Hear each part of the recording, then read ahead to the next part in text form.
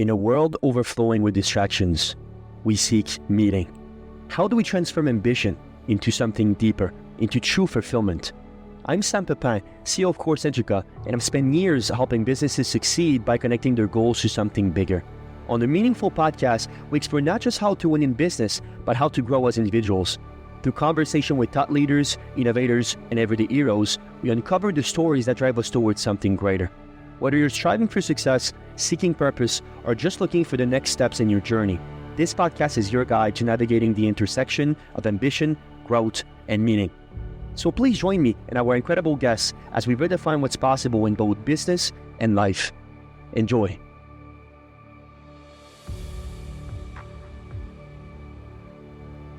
The meaning of life is to find your gift. The purpose of life is to give it away. Welcome to the Meaningful Podcast. I'm your host, Sam Pepin, and today we're diving into meaningful marketing, the vocational education system, and how to make your life and business meaningful. My guest today is J.W. Wilson. He is the Executive Director of the Learning Code Institute, and he has dedicated his life to unlocking the secrets behind how we truly learn, grow, and transform as individuals. With over 30 years of research, JW has been at the forefront of discovering how we can use neuroscience to unlock our potential and rewire our brains for lasting change. If you enjoyed the discussion, please let the world know with a like, a small review, or even a quick share. Your support helps more people find meaningful content just like this. Let's begin. Mr. JW Wilson, welcome. Thanks, buddy. Appreciate it. Glad to be here. Absolutely. How are you doing? I'm doing great. The weather's beautiful here in Colorado. Life's good. Thank you for asking. How about you? How's life in the north? Life in the north is great. We're actually enjoying the last couple of days of perhaps I'd say summer to fall transition. So we're having a fun time. It's still beautiful outside and trying to make the most of it. Certainly. It's so great to have you here. Obviously, we intertwine in a lot of factors when it comes to neuroscience, when it comes to the art of learning. And I think it's going to be a very interesting conversations. First of all, tell me more about what you're doing at the Learning Code Institute. Right. So really, this is kind of interesting. I used to be a business developer. I probably developed over 25 or 30 startups. I would be good at going in at the beginning, figuring out what we needed to do in the future to make a business, and then kind of reverse engineer how to get there. And I read a book really in the 1980s, and it was about the brain. And I went, wait a minute, if I can understand how to access the brain with marketing or branding or positioning, and I can access it better than everybody else because I understand it, couldn't we make a better impact in the world or a greater impact? So really, everybody thought I was nuts. But so what I did is I went to the Salk Institute, I went to MIT, I went to Harvard, I went to the top schools and research organizations in the world. And I said, could you help me accelerate the speed of learning? Because I'd like our group to understand more about how to do that. And you know what the fascinating thing is that they all told me? We don't do that. I said, well, what do you, well, we want people to use their brains better. But really, I had found that way back in the 1980s, nobody was using neurobiology to craft how the brain was responding to advertising. And at the time, I owned 3 television stations. I was partners with Time Warner in a thing called Japan Network, Nippon Golden Network.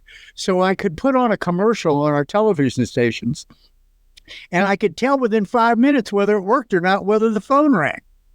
And so what we were able to do was almost get immediate feedback from all of our marketing that we tried. And let me tell you what, we tried a lot of different things. And when we would hit on it, we'd stay locked in it, so much so that we had so many advertisers that wanted to get on, we had to create new channels to take all the advertisers. So what we found was what we were really doing neurobiologically was accessing what was deeply meaningful to our customer. Now, in Hawaii, they only had 5 days. They got to get a lei, they got to drink a Mai Tai, that kind. I got to go to them. So it was easy to do. But what we found out was everybody is that way. Everybody listening to this podcast right now everybody listening to it, or this webinar, everybody listening to it has things that are very meaningful to them in their brain already that are in there but they're really fats and proteins. They're physical structures. And if you don't touch that structure, you literally can't get them to move. And this is why it's fascinating. Sam, what kind of response rate are you getting for what we're doing together? It's pretty incredible. Depends on the channels, but for email marketing right now, we're upwards of 76%. Even on social media, which is typically a lower, obviously, conversion rates than other channels, it's upwards of about 14% here that I have on my notes. Which we're talking obviously thousands of people, which is quite staggering. The interesting thing as well is surely not only on the lead flow, but on the conversion rates, the click-through rate, but also obviously the conversion rate when it comes to having a firm call to actions. It's just absolutely outstanding. 92% in Q4 this far of basically the closing conversation we have turning to paying clients. And that's what's so interesting. And I want to ask you this perhaps profound questions. When you're thinking about the relationship between meaning and marketing, could you tell me more about those specific two terms? Okay. When you woke up this morning, what did you have for breakfast? Eggs. Okay. What else? I have eggs, tomato, some 2 slices of breads, and oatmeals with Greek yogurt. This guy can eat, man. He eats. So every one of those things were put first in a concept network of your brain this morning. So you woke up, you already had pre-programmed in your head, could be subconscious, what you were going to eat. But what happens is by not understanding what's already in people's brains that's directing them. So if we wanted to direct you away from the food that you were eating to something that we wanted to sell you, without understanding where you are right now in your relationship with food, we can't move you. This is why we call it meaningful marketing. We all have things that are meaningful to us that aren't meaningful to the next guy. But what we found is you can break yourself into tribes. So our tribe right now with Core-Centric and everything that we're doing basically is meaningful marketing is the answer to get people to lean in to what is already meaningful to them so they can get more of it. You don't really have to sell. You just have to make available what is meaningful to them that's greater than what they're getting anywhere else. And if you can understand what's meaningful to them, you can move them anywhere. So I understand that tomatoes and eggs are for your... What if I told you, Sam, there's the best restaurant in the world in my town that serves cooked tomatoes and eggs? Would you like to go there? Of course, because it's already in your head. So what we're doing with meaningful marketing is taking what's already meaningful in our customer's brain, and we're attaching our information to it so they can't disengage from it. So, and here's a fascinating thing. Do you know what happens in your brain when I try to sell you something? I get reluctant. Perhaps I shy away from it. Yeah, you put up a defense. You go, whoa, he's trying to sell me something. So the quickest way to kill the opportunity for your customer to buy something is for him to think all you care about is selling it. Absolutely. And when people recognize you care deeply about what's meaningful to them, and you can help their brand, you can craft their brand so they can get more of that meaning, they will never leave you alone. And this is one of the problems that we're having, Sam. We're close at 90-some% of people at different levels, and we've almost got too much business. Yeah, absolutely. They don't care how much you know until they know how much you care. Perhaps is the right way to look at it. And I was wondering, when you're thinking about this value system, which are fundamental and perhaps biological to any human beings, how does those meaning network emerge? Can you give me kind of like an evolution of the human species when it comes from birds all the way to adulthood? Right. So when I first started doing the research, I worked with a lot of schools, right? Because I started with kids that are, preschool and then school and then on, right? And I'll never forget when I went into a classroom and there were 20 kids in there and they're all running around. I asked the teacher, how do you manage this? I mean, I hadn't been in a classroom since I was that age myself, practically. All these kids running around. And she goes, well, I just have to punish them if they do X, or I reward them to do Y. I said, well, what is meaningful to these children? And she looked at me like I was from outer space. I go, what do you mean? She goes, we don't ask children what's meaningful. We tell them what to do. We have a curriculum. We have courses. And I don't know if you know this, but do you know what percentage of us in the world or in America anywhere live paycheck to paycheck? Must be quite high, 70-something%. It's almost 80% of us live paycheck to paycheck. Wow. Do you know what percent of us aren't very happy with our lives? Must be very similar, right? 75%? Yep, about 70%. Yeah. But where did we learn how to be broke and miserable? The frickin' education system taught us to memorize stuff and do stuff that wasn't of service to us. Right. It doesn't mean that I'm not against education. I'm against the way that we're using it to create learning.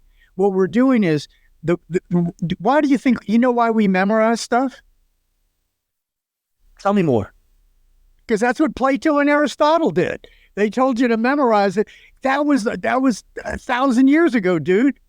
So basically what we can't do is we can't take a system that the Greeks developed hundreds and hundreds of years ago, when information was doubling once every 1,000 years.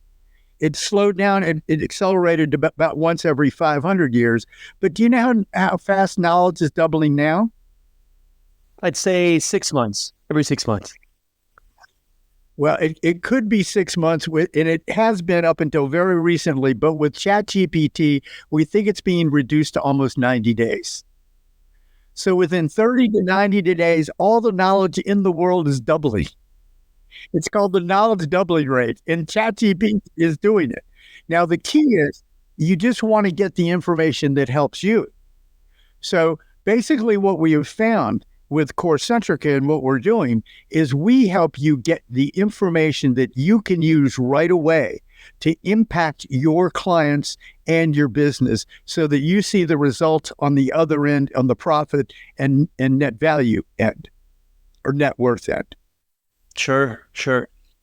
Tell me more about the synergies between value and meaning. They're obviously very intertwined, but how would you categorize them both? Right. So here's something kind of fascinating. When you're in your car and you're driving down the road, what other cars do you look at? The one in front of you. Well, no. Do you look at, that guy's got a Tesla or that guy? Do you do that? Sure. Yeah, it's sometimes not a big car guy. Oh, you're not. So what are you big at? What are you big on? Restaurants? Anything. Just give me anything. Paintings, every art forms. But let's stick to paintings for this example. Why not? Yeah. So Sam, you know what I'd like to do? Tomorrow, I'd like to go to you with the number one painting exhibition in the world. They just flew in here, and they're only going to be here for 5 days. Do you want to go with me? Absolutely. Yeah, all I did was access what was already meaningful to you and lead you away to get more of it. So the paintings are already meaningful. Now they're going to show up in your town. We can even get more meaning, and I'm going to help you get there. So that's all we have to do in business and we think we have to sell, we have to be really complicated. All we have to do is discover what is deeply meaningful to our customer beyond the money. Let's do this. So Sam, money's important to you, right? Yes. What are you using it for? Taking care of my mothers and my loved ones. Trying to obviously have a strong foundations for my adulthood as well. So obviously paying bills, paying rents, and so on. But typically, it's to have the freedom to have more times to spend with the people that I love. That's first and foremost. Right. So if I'm just selling you the money, I'm missing the meaning. What you want is more time and energy to do what you want to do, to spend with your family, to do X, Y, and Z. So if I only talk about the money, it really creates a barrier because it can't create stress, because money is a stressor for most people. Sure. If I then drop the money down and I say, look, Sam, we're going to get you more of what's meaningful in your life. We're going to get you more of those meals you like. We're going to have you meet more of those people that you like, blah, blah, blah. Then I'm talking to you. So what we found is in any group that we go after, if we can identify what's meaningful to them beyond the money, you can move them. Absolutely. Easily. But if you stay on the money, then you're doing what everybody else is doing. And that's why nobody's stuff is working the way we want it to. Tell me more about how would you, obviously in relationships in which you have not developed yet with somebody, how can you identify those meaning pathways and what's meaningful to them? Well, here's what I do. I don't really talk to anybody till I look at their website, their social media, everything I can find. Oh yeah, because I want to know what's meaningful to them, and they're going to tell me. They're going to talk about their kids. They're going to talk about their car. They're going to talk about their business, whatever it happens to be. I'm going to hone in there. I'm going to pull out what's most meaningful to them. And when they get on the phone, I'm going to say, well, Sam, I noticed that blah, blah, blah was really meaningful to you. Can you tell me why? And then they tell you. And then you just lead them with what they told you. So what we try to do is be leaders without understanding who our followers are. Without understanding what's going on in the meaning network of your followers, you can't direct them. But surely with this method, would you say that what you're doing is letting them selling themselves in many ways? Yeah, they are. And that's what you want your customer. I've been doing this forever. I mean, I had TV stations and publishing. I must have had 10,000 advertisers in my life. They all thought about making money. And this is why I didn't have advertisers leave. I would get advertisers on our TV. I couldn't get them off. They were all making too much money. I just raised the price I was charging. Why? Because I was accessing the meaning network of their target. And here's what I found. I found if I put too many advertisers on my show, I would reduce the impact of the people that I had. So if I had, let's say, 3 people selling, in Hawaii, it was like flower lays or something, I would decrease the value of everybody. But if I only had 1 or 2, I wouldn't take more than 2. It increased both their businesses. And then they wouldn't leave us. Because if I said I was going, they could lose 50% of their business. So I didn't even, at one point, I got rid of my sales staff. I didn't need a sales staff because everybody was just buying it. One thing you talk a lot about, TW, which I think is fascinating, is novelty. Can you lead me through perhaps a more profound explanations of what novelty means?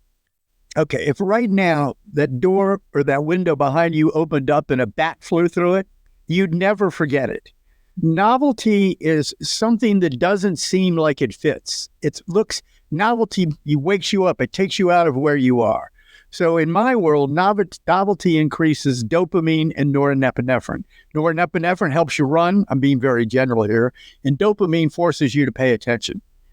So if what we're doing isn't increasing dopamine and is increasing norepinephrine, that novelty forces you to bond to what people are saying. And this is why when you look at brands and you go to the store, you don't look at the old stuff, you look at what's new. Why are we going to the store? To see what's happening this year with the new fashion, what about the new car? Everything is basically a new model, right?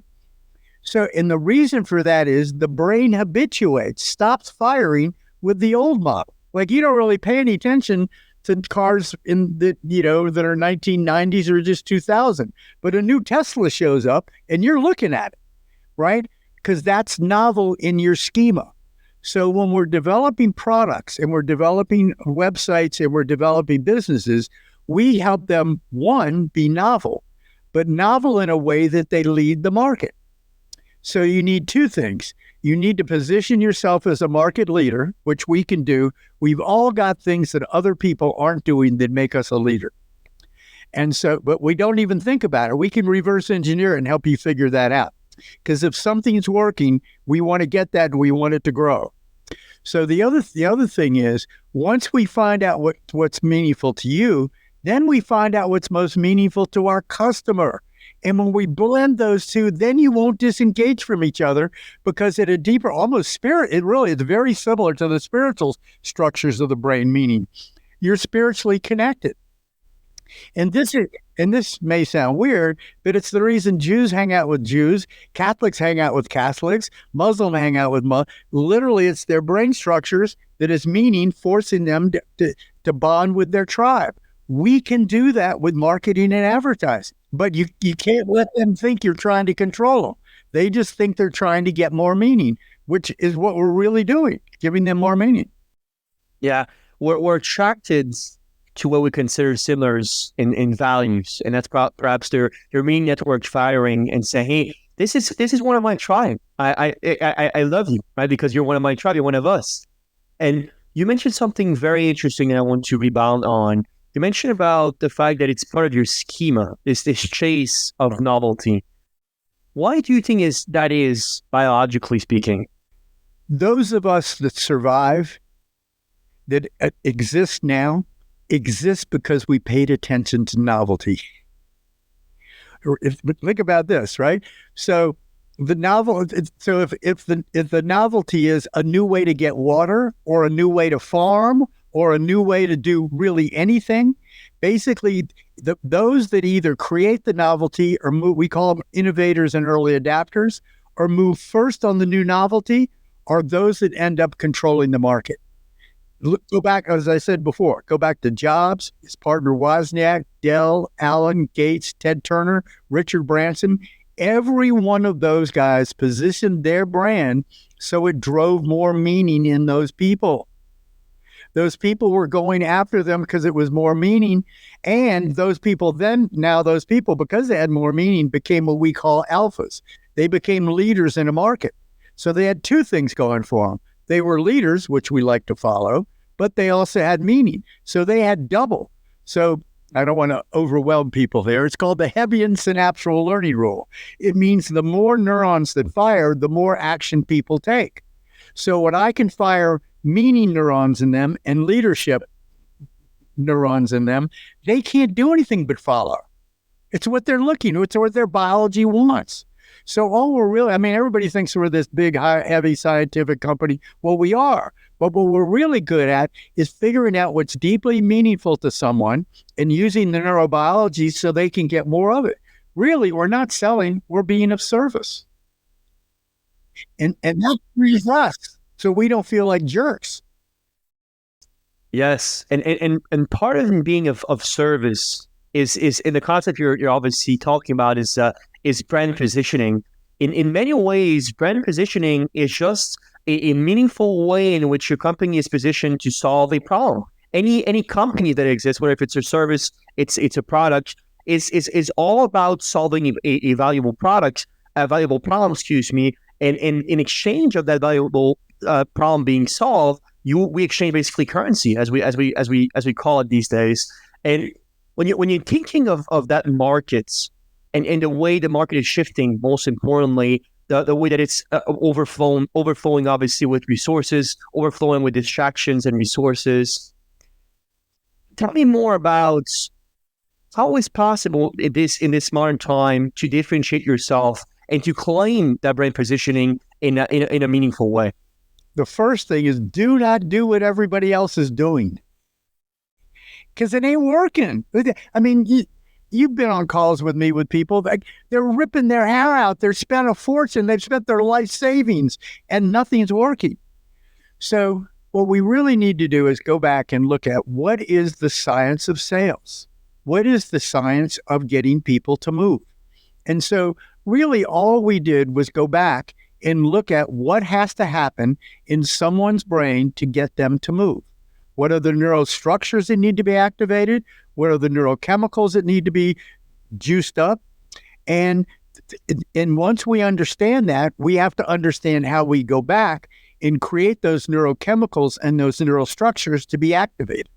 And as you know, Sam, we're the only marketing company in the world that have taken all this time and energy, and literally, I've got $9 million in this thing that we've spent doing the research to figure out how we can accelerate the rate at which people lock into goods and services and don't disengage.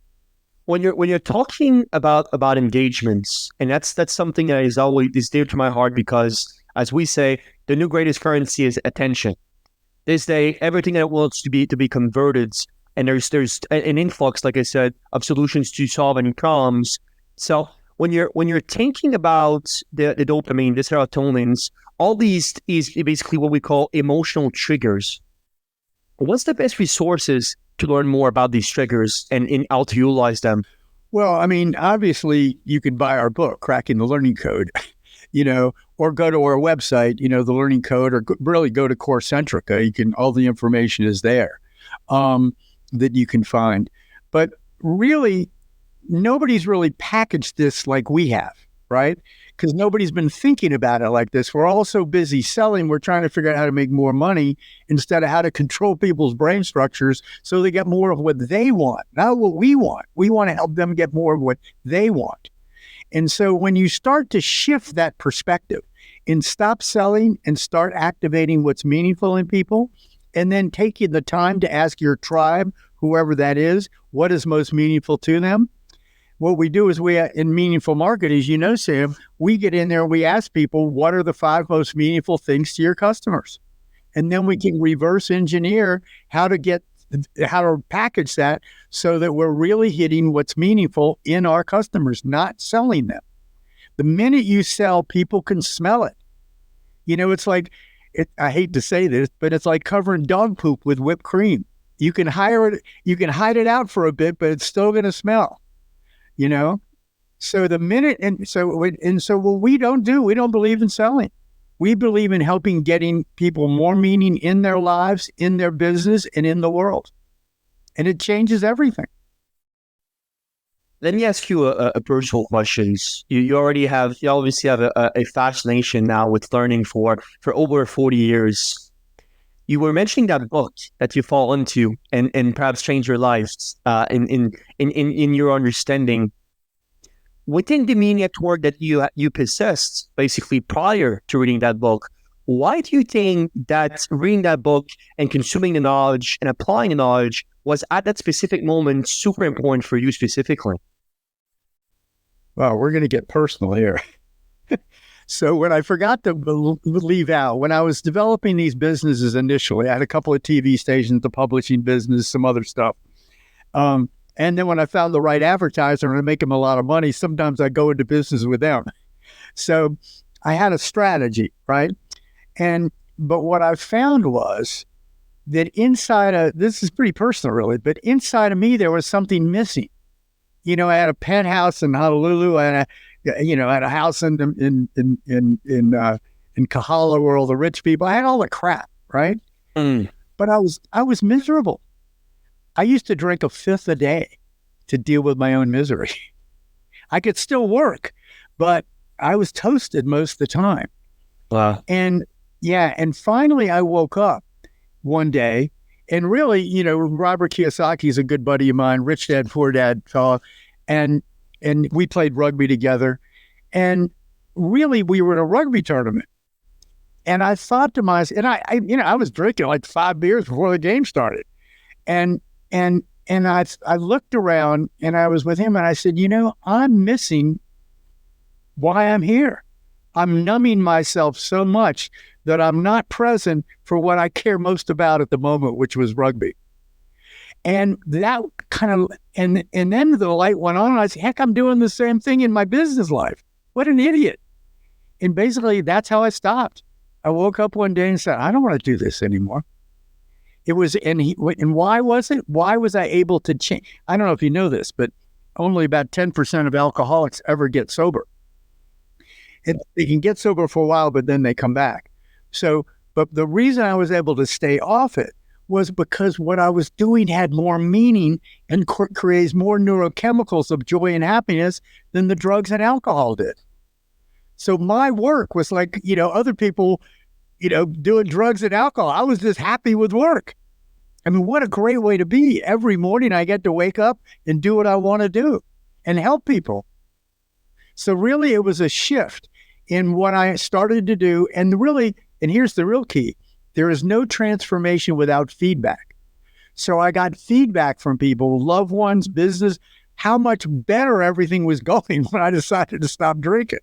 I mean, it was going pretty good before, but now it's going wonderfully. And I'm connecting deeper with people and I'm happier. So that's pretty, I haven't really talked that. Maybe I'll talk about it more in the future, but I really haven't shared that with many people.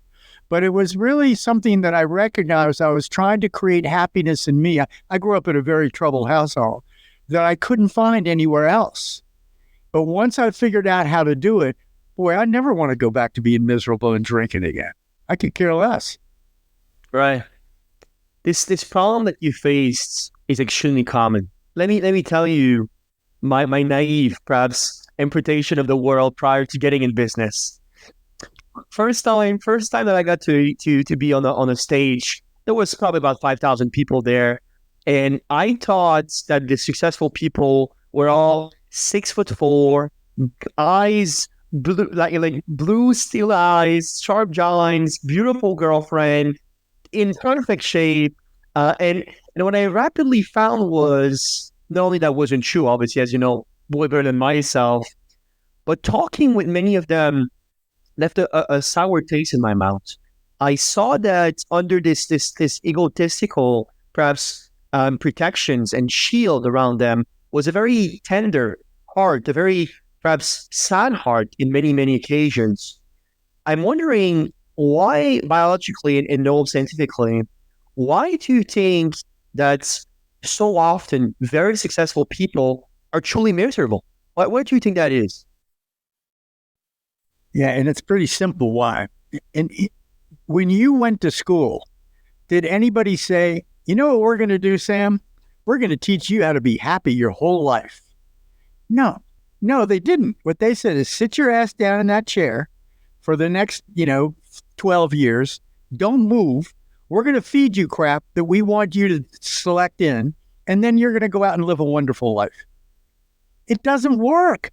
It literally doesn't work. One, they're forcing you. They're giving.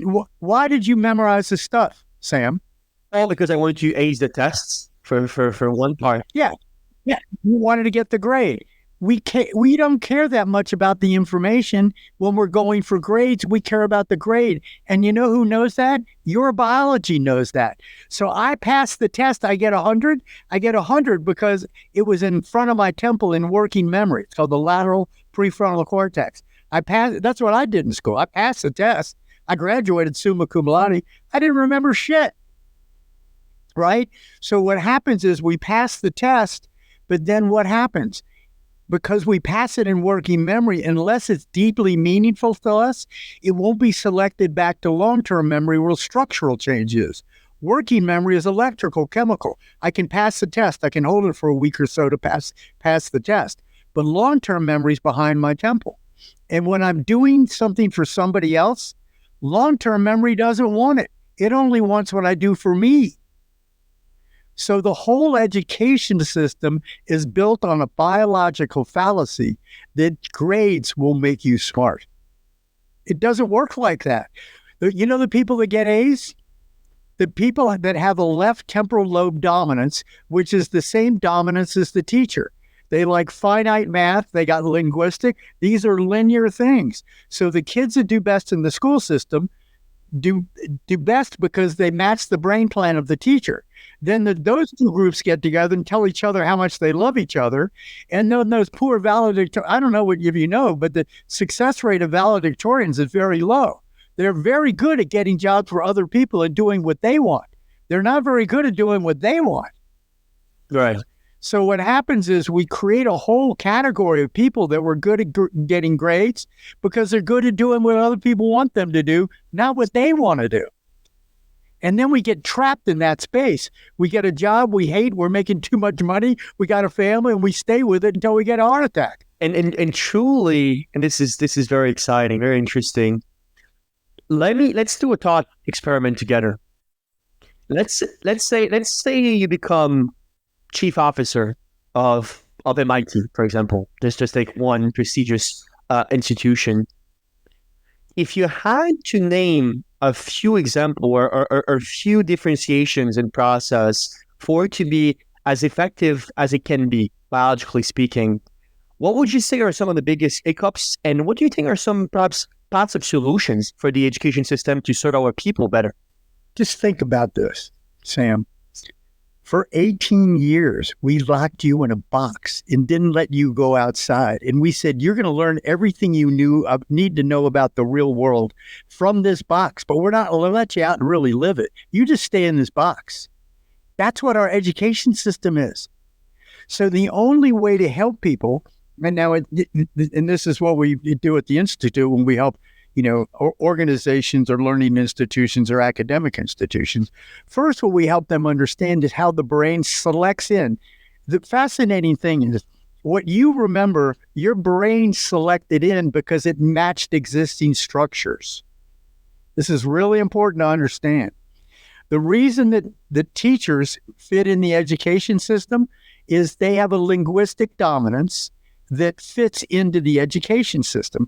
The education system is all linguistic. So if you're good at linguistics, you're going to fit that education system pretty well, especially if you have a teacher brain. So, but the problem is most of us don't have that brain.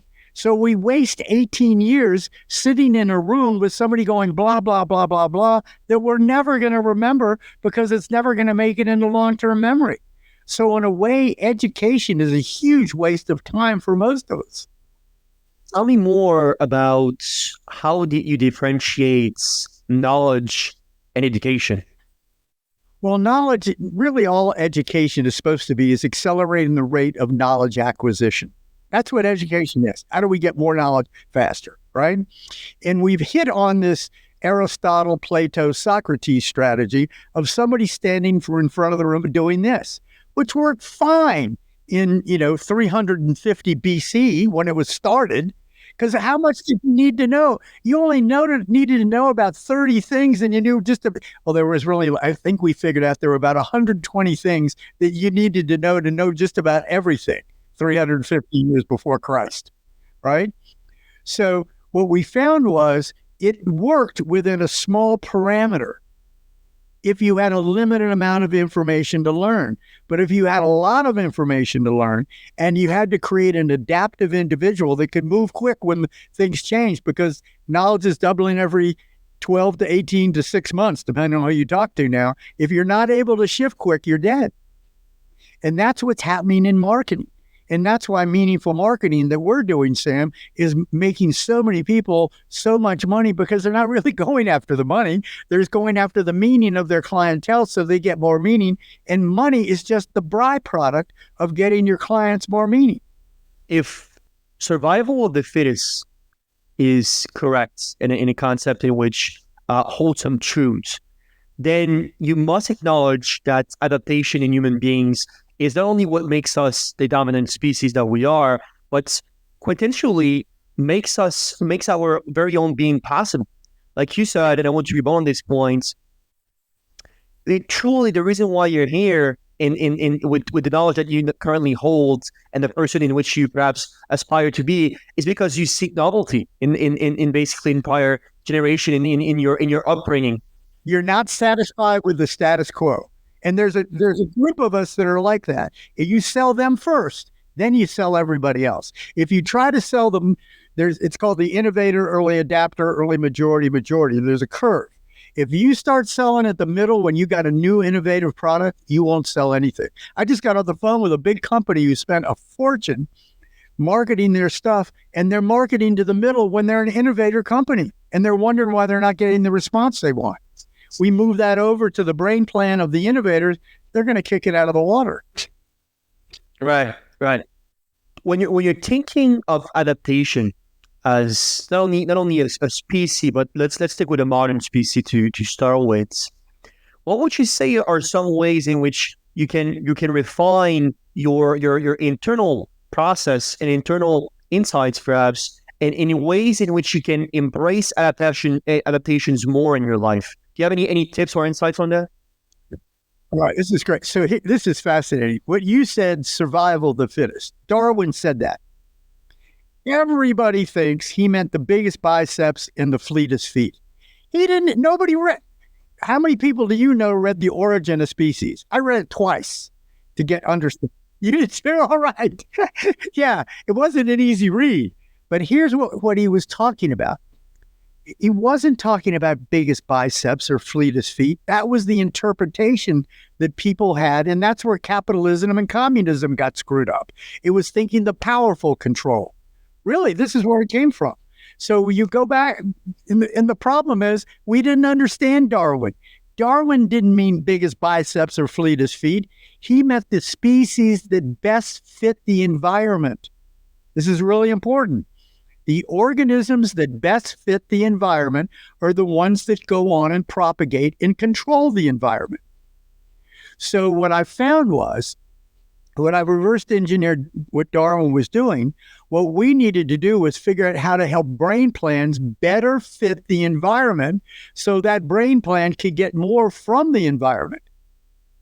So I know this is pretty wonky stuff and pretty, academic stuff, but without understanding what was most meaningful to your species, you couldn't direct it. And when we thought money or strength was the answer, we misunderstand what Darwin was saying. He wasn't saying any of that. He was really talking about how you get more meaning when I reversed engineered it. And that's where meaningful marketing came from. Yeah. There was more people than him, but it was really fast. All we're here to do is to get more meaning. Fascinating. And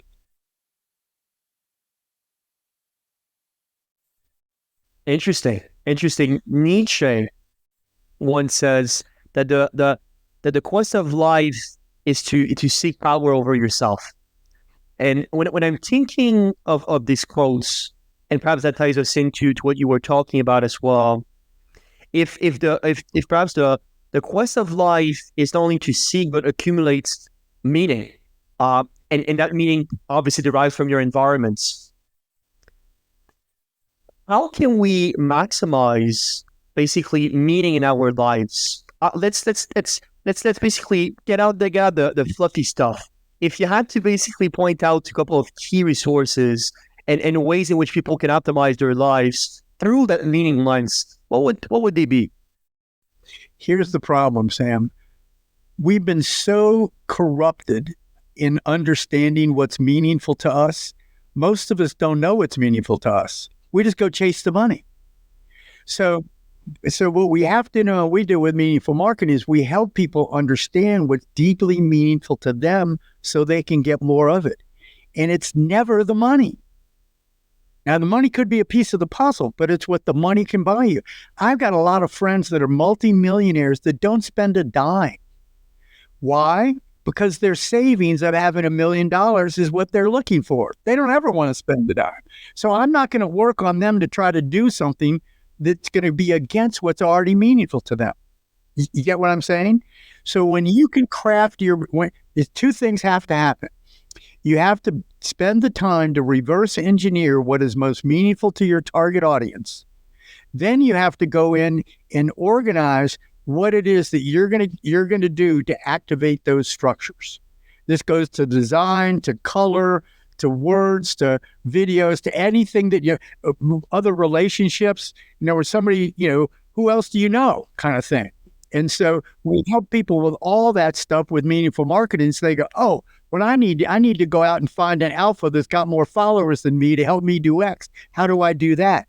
You then become clear about what you need to do when you're clear about what you're missing. Absolutely. But without knowing what you're missing, you don't know what to do next. So when we help with meaningful marketing, it's almost like a fill in the blanks or a connect the dots. We help you figure out how to get to that place where people see that you're activating what's deeply meaningful to them so that they have to bond to what you have to market or sell. Do you think that one of my favorites, obviously, quotes in the Bible is the love of money is sinful? Not money itself, but the love of money is sinful. Do you think that the love of money and what seems to be an increasing love for money also derive from the fact that our environments is lacking clarity about meaning, and therefore you're chasing it because you want to fill that void? It's so hard to get meaning now. I mean, you go outside, everybody's driving this car, that car, they got this, or this boyfriend, this girlfriend, whatever it is. We're all going, God, I wish I could have, right? And that's a rough space to operate from. Because really, when you don't feel satisfied inside, you have stress going on in your life to try to get something from the outside inside of you to get happiness. So the more effective we can help people understand about what makes them happy and recognizing it's not the money, it's what the money can buy you. The people that I know that have made a lot of money and aren't spending it, they're happy as clams because that's what they want. They want a bank full of money without spending it so they can feel safe. Safety is more important. You and me, Sam, adventure is more important. I can't wait for one. And, the money is about, I got to be careful with me because I risk a lot in a lot of these businesses I do. So I got to be very, very careful about how I launch these things to make sure it's giving my marketplace more meaning than they could get anywhere else, which gives me more meaning. Absolutely. Very strategic about it. Very strategic about it. You're indeed not the most risk averse person that I know of. That's certainly true. Not all of them have been great. Few have blown up in my face, but in general, they've been good. Sure, absolutely. And when you're thinking about this concept of success, truly, obviously, and we know some of them. Some people are extremely successful and are risk averse, and some people that are very successful are also risk takers. So both of these paths are definitely one that could lead to success. But you just need to know who you are. Don't be flopping over. Don't be. If you're risk adverse, don't be taking that risk track because you'll blow up in a hard deck, or vice versa. You took the words out of my mouth like very often. When it comes to knowing yourself, and maybe we can do kind of like your philosophical thoughts and procedure on this. What do you think it means to know yourself on an intrinsic level, to be confident with yourself, to love yourself? What does that mean? Whoa, that's a big question, dude. So here's the problem we've got. Each child that's born is born. Now, you have some things that are going on, like you're hungry, you cry when you want your mother. There's some things that are pre-programmed. But the things that we learn in this lifetime, we learn from our environment. So I become Jewish because I grew up in a Jewish environment. I become Spanish because I grew up in Madrid. I become Portuguese because I grew up in Lisbon. So what happens is our environment shapes our brain. And this is a problem we have in the world right now. The environment that Ukrainians have grown up in shaped their brain one way, Russians another way. So what have they done? They've decided that they don't like each other's ways, so they've decided to kill each other to make it better. So what we do is, what war does, it forces us farther apart. Because you don't change the other guy, you just sublimate his thought pattern until it can reemerge. There's no war that has ever worked. War can't work because it's againstness. Againstness only creates more againstness. When you understand, and this is what's happening with whether you're Catholic or Muslim, or whether you're Republican or Democrat, we are creating pods in which we hold a group of knowledge and we make the other side wrong because they don't think like us. And the only way that works is you get farther apart till you get to war. That's what war is. If we keep doing what we're doing, we're going to continue to get to another war. It's as simple as that. Interesting.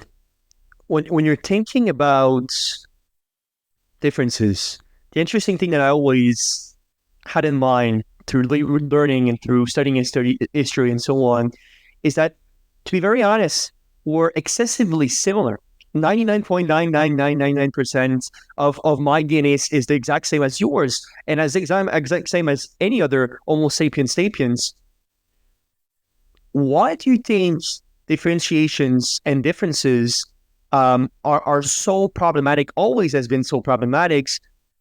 What do you They're not problematic, though. They're an advantage to the survival of the species, because if we all think the same way, and when we lived in groups of 25 or 50, and that's what we used to do, if the well went empty and we all took the same route to the next well and it was empty, there'd be no species. And this is what the education system can't get. It makes me crazy.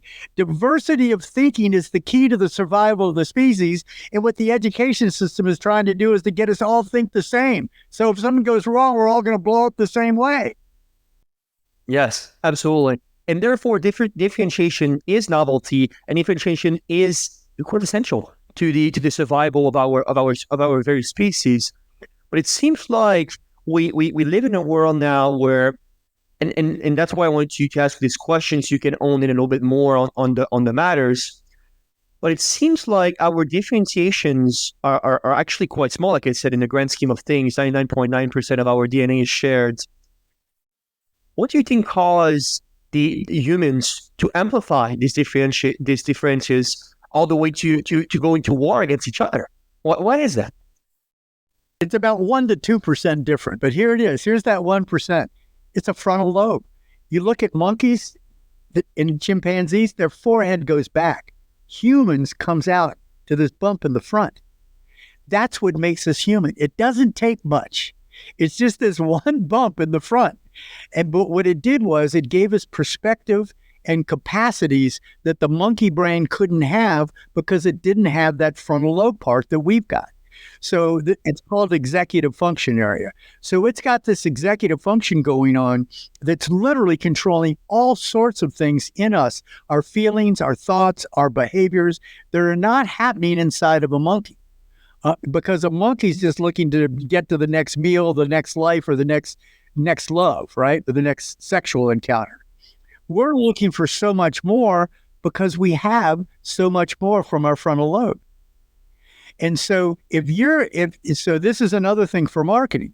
And this is what some people do is they go, oh, if we just make people think they'll get more money, they'll be happy. Well, what I know is the frontal lobe needs more than that. It needs family, it needs relationship, it needs love, it needs all these things. And if your brand isn't helping me get it, I will disengage from that brand. It's interesting to me because the quest of life, from my understanding, and the quest of all civilization, which has never been established, unfortunately, but it's how can we make sure, I wouldn't say make sure, but how can we seek a world in which we unite instead of getting against each other? And within unity, like I said, we'll be embracing differences, we'll be embracing diversity, especially diversity of thinking, like you said, which is a must for plain and simple survival. If you were encountering a stranger personally, you didn't know anything about him, how can we make sure that the actually what we're working on and perhaps the meaning that we're trying to seek is close enough so that the world can start to love each other and stop going at wars, which is a millennium basically old problems. How do you think that could be that can change fundamentally? Well, really, and here's the problem. The 21st century, we're all in a hurry, right? Everybody, I gotta, you see any, well, I don't have time to do, we're all in a hurry. The problem is, without taking the time to what we call incubation, taking the time to know what's really important and meaningful to me. This is why we suggest that everybody meditate. Now, it's not from the spiritual stuff that we're talking about meditate, but there is a benefit to that. But what I'm talking about is when you meditate, you increase a neurotransmitter called acetylcholine. Acetylcholine helps neurons communicate without restraint. And I'm being very simple, but you got high acetylcholine, you're a high creative guy. You got tons of acetylcholine, right? And so basically what happens is acetylcholine drives us to be creative and see things that others can't. How do we get more acetylcholine? Believe it or not, meditation is the quickest way. So what I do is I suggest people that are creative, because you can't sit down and meditate for 20 minutes if you never did it, and you really don't even need to neurobiologically. I use a thing called Insight Timer, I have people go on and spend 5 minutes meditating when they wake up and before they go to bed. And they don't even have to do it every day. But what they're doing is they're jacking up their acetylcholine. So when they wake up the next morning, they see the world a little differently. So basically, meditation and mindfulness, there's a chemical benefit to these spiritual practices that enhance acetylcholine, that in turn enhance your creativity so you can see things other people can't see. And the best thing that ever happened to me in my drunken stage of life, I went to a meditation center, and literally I was only there a week and never drank again. Because I felt I could touch me. It was so fascinating. So I suggest that anybody that wants to make an impact in the world, at least experiment with, if not try it for a long period of time, just try it for a week. And maybe you could do it every other day. Go into Insight Timer, get a 5-minute meditation, let it guide you, and just see how you do that day. And then how you do that night when you go to sleep. And my experience has been most everybody feels a change in the way they feel about the stress in their lives and what needs to come next to be the most creative in their field. Right. Everybody thinks about changing the world, but very few think about changing themselves. Without doing that, there's no change to the world. Exactly. And then when it comes to, and that's obviously a part of, obviously, every group is just a bunch of individuals, basically. It's seeking something in commons, which forms a tribe, a tribe, and hopefully, with morality, guides meanings and derive love for everybody. You mentioned something very interesting, which is meditation and mindfulness. When it comes to mindfulness, when it comes to embracing a more profound self, perhaps, psychologically and biologically as well, how does that correspond with a higher self, and how does that correspond with an ability in which you can not only better describe your world and therefore better operate within it, but also interact with other beings as somebody that is now more mindful of his own self? Yeah, so let's say, first of all, you have to commit yourself to recognize, I want to be more mindful. And this is why we tend to focus in marketing, Sam, what we're doing, we focus on the innovators and the early adapters of any field we enter, because the majority won't move until those first guys move. So when you can go back and figure out what is most meaningful to the innovator and the early adapter, and then package yourself into having them get more of that, then what's going to happen is the minute they buy, the majority and early, but they love it. What if those guys bought? I'm going to buy it too. So we literally have neural structures that force us to follow the leader. That's why we follow Biden or Trump or Kamala Harris. Whoever we're following is because we have identified them as a leader. And so if you can package yourself as a leader to that brain plan before you start, they don't have a choice. They're almost forced to lean into it. Yes, absolutely. And that leader concept is key to all areas of life, right? You have something that you call the alpha dog gene, and this concept in which you bond with whatever is best of any categories. And I want to go deeper into this, because the alpha dog gene is something absolutely mind-blowing. But with now over 30 years of study yourself, how would you best describe our ability or perhaps inability to disconnect with that leader? Why is it so key for us to always follow somebody? Why it's so hard to perhaps not have idol, not have perhaps making somebody bigger than self? What's so meaningful in that? But perhaps give me also your thoughts on if that's a good or bad thing, biologically speaking. No, it's just a survival mechanism. Why does anybody want to be, Donald Trump? There's something in their head already that wants them to be a leader like that. So, or somebody wants to be like Biden. I don't know if anybody wants to be that old and stiff. But basically what we're always doing is we're always looking to the environment or the tribe to figure out where we fit. It's called survival of the fittest because we're figuring out where we fit in the tribe. Nobody understood that. That's what Darwin was saying. So basically what we're always doing is figuring out where we can survive best and add the most value. And so, but what happens is the system gets corrupted. If there wasn't an education system or corporate America, we'd all be doing that with each other anyhow, because it's naturally what we're designed to do. But instead, education in corporate America comes in, or corporate world, and says, look, the only way you can be happy is X. So you got to go do X. You got to go get A's. Or you got to run your own company. Or you got to be a market. So we pop into people's heads things that you can't be this and you can't be happy unless you're this. And we don't ever ask the person, we don't really look and reverse engineer, who is that person inside? What is going to make them joyful in life? And how can we wrap what they do in the world to give them more of that joy? Instead, we treat everybody as if they're the same, as if they have the same exact brain plan as the teacher. So we train everybody to be teachers. And there's only 5% of us become teachers. The other 95% of us get screwed. Yes, absolutely.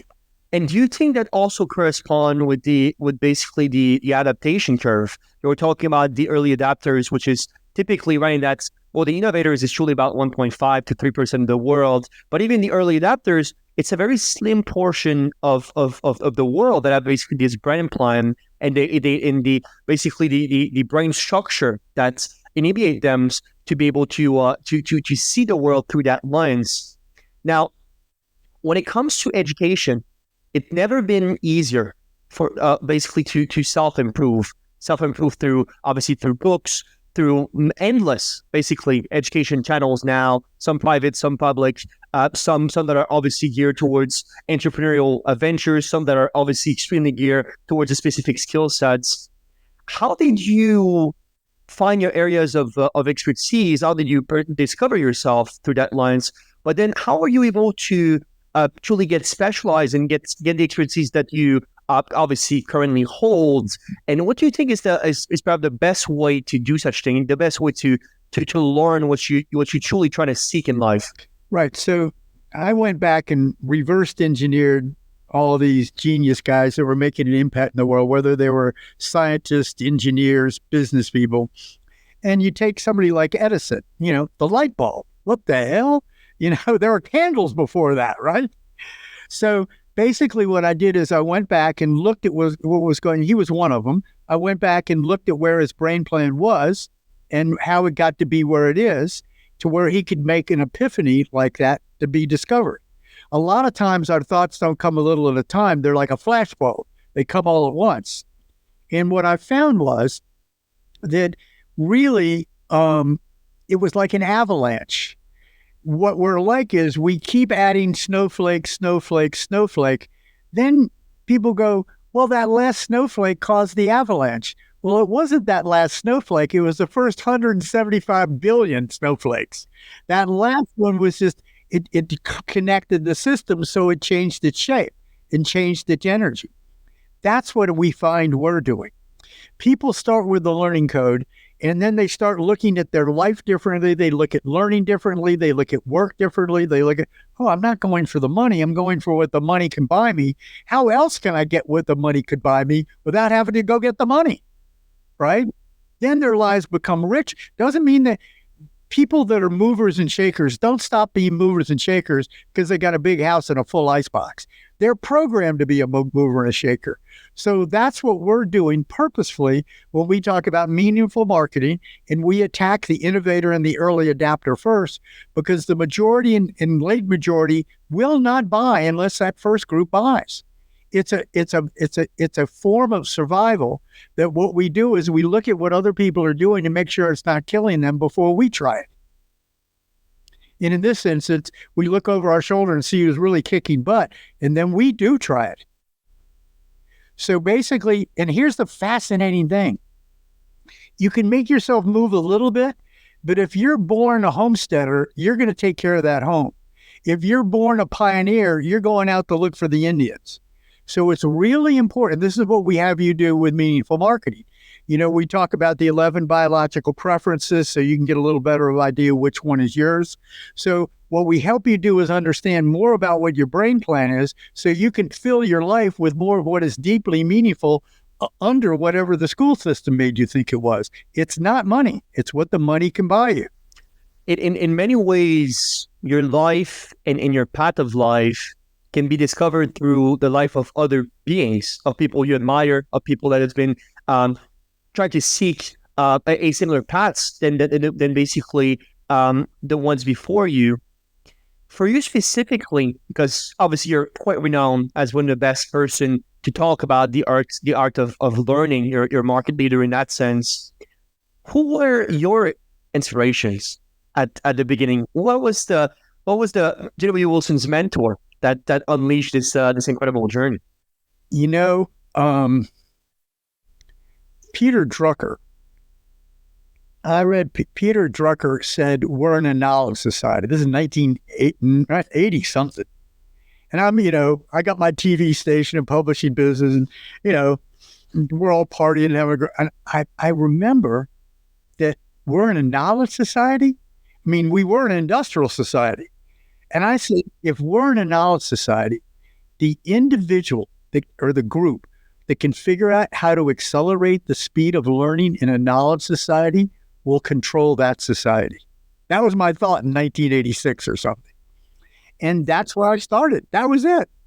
And every ad, every commercial we produced, in the back of my mind was always, how do we do this so we can create the world that's full of peace and harmony instead of war and destruction? Wow. Because the only reason we're killing the other guy is we want his shit. Yeah, absolutely. If we got it ourselves, we don't have to kill him. Francis Bacon once says, knowledge is power. Do you, in a world where knowledge has never been easier to not only sought after, but also to consume, do you agree with that quote, with the world changing so fast? Yes, but here's the problem. The problem is focus. We now have so much information, I don't know where to go. And I was kind of talking about, we help people market. And a lot of these guys are basically saying the same thing the other guy is saying. So we talked about novelty. So there's no butterfly no bird flying through my room right now when I'm looking up this. They all look the same. So we've figured out how to take all this neurobiology, wrap it into your brand so that your brand makes the greatest impact with novelty, with meaning, with all those different things that are so powerful, with happiness, with joy, with fulfillment, that the reason people love what we're doing, Sam, is they don't want to go back to the old way. They want to get more joy, more fulfillment, and more happiness, and look at money as just as a leverage point to get more of it. Right. What I love saying is knowledge used to be power, but now applicable knowledge is power.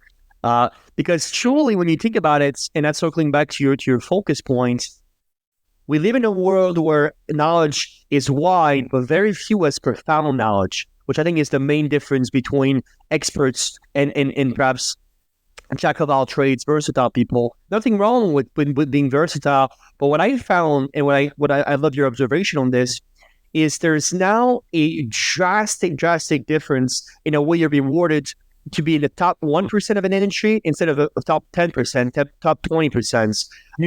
Huge. And I believe that now one of the best thing anyone can do is, once you found that passion, once you found that path, if you study it hard enough, and if you perhaps take the burn the ship type of mentality, and you get to that 1%, that 99 percentile, truly you're unstoppable. Because once you become that market leader, people have no choice but to bow with you, like you explained. And you know why you're unstoppable? Because your brain plan now has a vision of where you're going, and get the hell out of my way. If you don't have that vision, you don't know where. This is why when we help people with meaningful, where are you going? Where are you going to be in 3 years? Then we reverse engineer how you got there. And then people go, oh, that's where I'm going. Now I know how to get there. And so, and it really, it's almost easy, but nobody's taught us how to do that. Go out 3 years, figure out where you want to be, not financially, where you want to be emotionally, spiritually, all those things, as well as the finances. And when we understand where we're going here, we can reverse engineer how to get there from here now. It's very hard to hit a target if you don't have one, right? Plain and simple. And you not believe how many people, they have a target, I want to make $1 million. That's not enough to your brain to get you the neural material activated around what you want to accomplish. The money's not enough. It just doesn't work. Every one of those rich guys out there did it for more than the money. Well, Mr. W. Wilson, it was an absolute pleasure to have you here. Thank you so much for joining us on the Meaningful Podcast. Any last words for our audience? What I'd like, Sam, is everybody listening to this, I'd love for them, if you think this resonates with you about helping you get more meaning, not only in your customers, but in yourself, and really more business. And yes, money we say is a byproduct, but we're still shooting for it. And so the more meaning is going to be the more money too. So we'd love to connect with any of you all who would love to connect with us. And all you got to do is reach out to Sam and we'd love to help you. Thank you for spending your time with us today on the Meaningful Podcast. If you enjoyed this episode, please leave a review or share it with someone who could benefit from it. And always remember, your story matters. Make it meaningful. We hope to see you next time.